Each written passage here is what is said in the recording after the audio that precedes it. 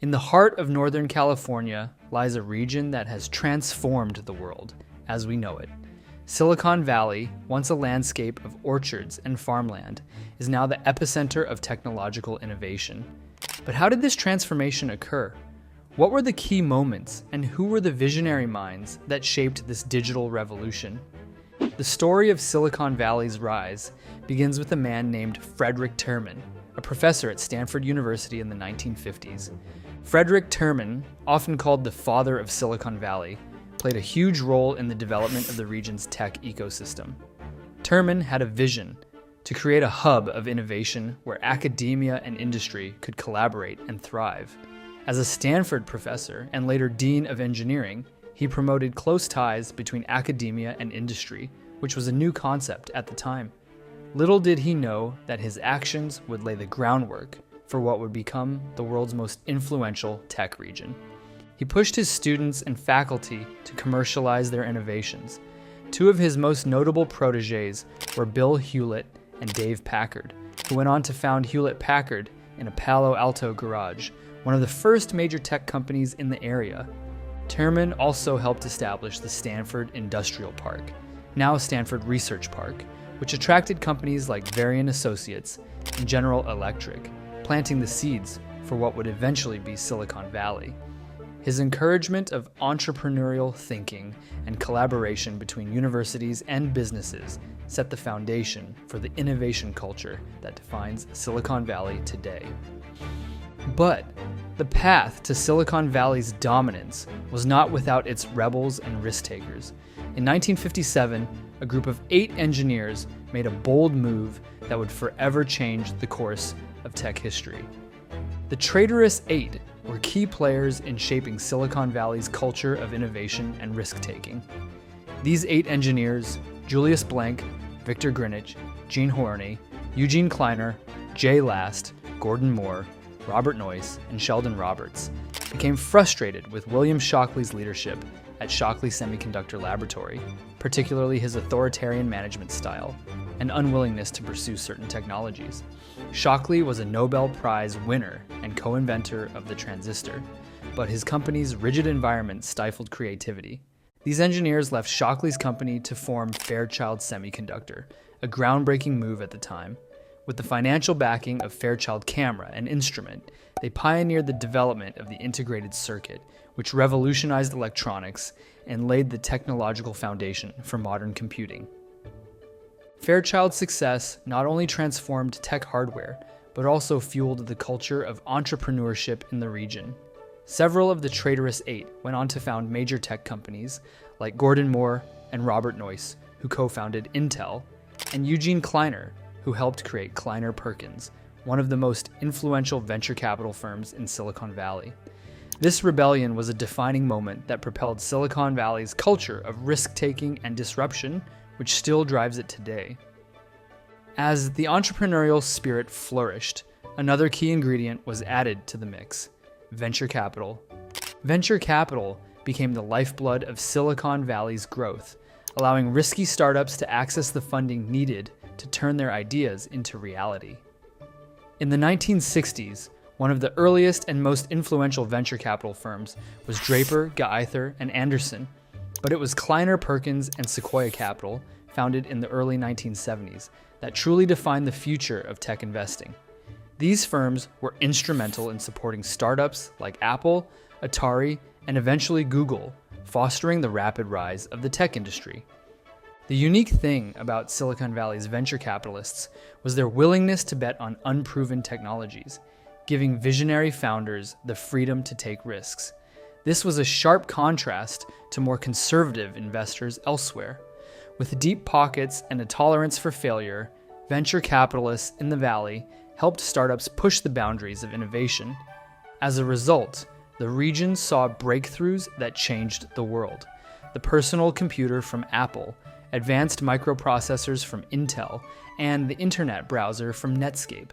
Venture capital didn't just provide funding, it fueled an ecosystem where risk-taking, rapid scaling, and technological revolution were expected, cementing Silicon Valley as the heart of the tech world.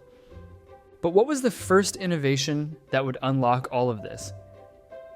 Intel's founding in 1968 by Robert Noyce and Gordon Moore, both of whom had been part of the traitorous Eight, was a turning point for the tech industry. They initially focused on producing memory chips, but it was the invention of the microprocessor in 1971 that truly changed the world. The microprocessor, often referred to as the brain of the computer, condensed the power of an entire computer's central processing unit into a single chip. This innovation made computers smaller, more affordable, and accessible to the masses, sparking the personal computer revolution. Before Intel's breakthrough, computers were enormous and used mainly by large institutions like governments and corporations. The microprocessor allowed for the development of smaller devices, laying the groundwork for everything from PCs to smartphones and advanced electronics. But the tech revolution was just getting started. In the mid-1970s, a group of computer enthusiasts began meeting in a Silicon Valley garage. Known as the Homebrew Computer Club, this group became a breeding ground for revolutionary ideas that would lead to the personal computer boom. Among its members were two young visionaries named Steve Jobs and Steve Wozniak, who would go on to found a little company called Apple. Jobs and Wozniak had a unique approach to computing. They wanted to create machines that were not just functional, but also accessible and aesthetically pleasing. This focus on user experience turned personal computing into a mainstream phenomenon and positioned Apple as a leader in consumer electronics. Today, it's hard to imagine a world without the sleek, intuitive devices that Apple pioneered. The 1990s marked a seismic shift with the rise of the internet, turning Silicon Valley into the global hub for web-based innovation. Companies like Netscape, Yahoo, and eBay emerged, riding the wave of the dot-com boom. Investors poured money into internet startups, fueling a frenzy of growth and speculation. The hype led to astronomical valuations, often without substantial business models to back them up. However, this rapid expansion was unsustainable, and in 2000, the dot-com bubble burst. Many startups, flush with venture capital but lacking solid foundations, collapsed almost overnight. Companies that were once the darlings of the stock market vanished, leaving behind massive financial losses. Despite the devastation, Silicon Valley's resilience shone through. Giants like Google and Amazon not only survived, but adapted, refining their business models and capitalizing on the growing internet infrastructure. Google revolutionized search and online advertising, while Amazon expanded beyond books, becoming an e-commerce powerhouse. It's been more than 2 full decades since that devastation. Today, Silicon Valley's influence extends far beyond social media and search engines. The region is at the forefront of artificial intelligence research and development. Companies like Google, Facebook, and countless startups are pioneering AI technologies that have the potential to reshape industries from healthcare to transportation. Self-driving cars, personalized medicine, and intelligent virtual assistants are just a few examples of the AI-powered innovations emerging from Silicon Valley. As we look to the future, it's clear that Silicon Valley will continue to shape the trajectory of technological progress. The region's unique combination of academic excellence, entrepreneurial spirit, and risk-taking venture capital has created an environment where innovation thrives. The Valley also needs to be careful. As AI becomes more sophisticated and ubiquitous, issues of privacy, bias, and job displacement will require careful consideration and proactive solutions. Silicon Valley's innovators will need to balance the drive for progress with a responsibility to create technologies that benefit society as a whole, something that we cannot automatically assume. The future is uncertain, but one thing is clear: Silicon Valley will continue to be at the forefront, shaping the course of history, one line of code at a time.